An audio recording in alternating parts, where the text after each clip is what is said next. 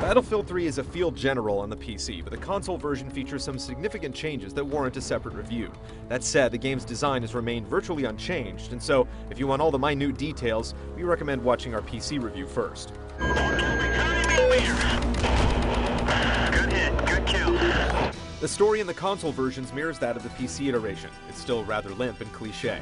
Most of the prose is handled in an interrogation room where Marine Sergeant Blackburn is under fire as the world is on the brink of several nuclear detonations. Ripped almost straight from Call of Duty Black Ops, as Blackburn recounts his exploits, the player is sent out to live them on the battlefield.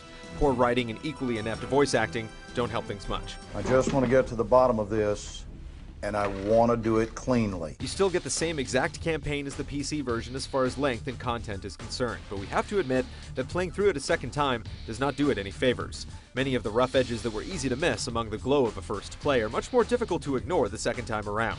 Teammate AI is non-existent, and it tries very hard to duplicate the more memorable moments of its contemporaries. But with too many rote situations, it's ultimately forgettable. RPG, overpass! The two-player co-op actually works a little better on the consoles, if only because teammates are more likely to have headsets to communicate.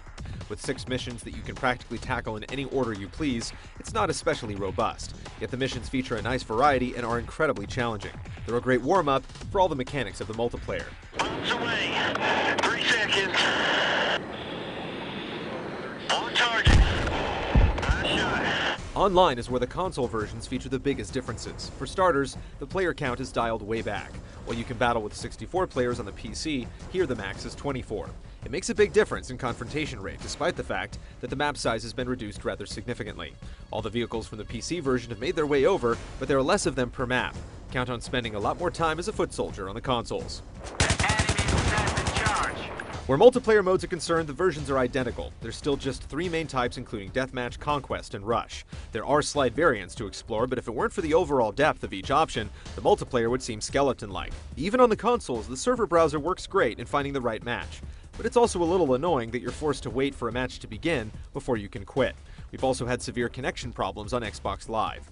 EA is currently addressing this on the multiplayer landing page, but for a game that's been available for quite some time, it's inexcusable. Gameplay-wise, a controller is never going to match the precision of a mouse and keyboard, and the typical auto-aim is utilized here to soften the blow. Vehicle controls work fine for land and seacraft, but the chopper and jet controls don't benefit much from using an analog stick and buttons.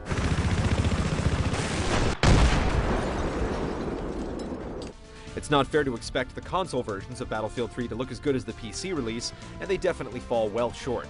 Vegetation and other details have been completely removed for the Xbox 360 and PlayStation 3, yet the lighting and other visual effects still make a significant impact, and the polygon count hasn't suffered much.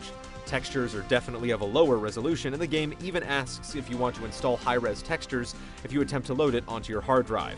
Compared to other games on the same platform, it's competitive with the best available and still manages to dazzle rather frequently. We've experienced more slowdown and other issues than the PC version, but it's still a great-looking and sounding game. Battlefield 3 for the consoles holds up moderately well, but it's also plagued by more issues than the PC version. Bugs and crashes are more frequent, and there are separate discs for multiplayer and single-player. It's just not as polished or engaging as its PC counterpart. That said, if you enjoy online, vehicle, and objective-based warfare, it has quite a bit of staying power. Just don't expect to get your money's worth from a campaign. I don't know, this place looks real different without any frickin' buildings.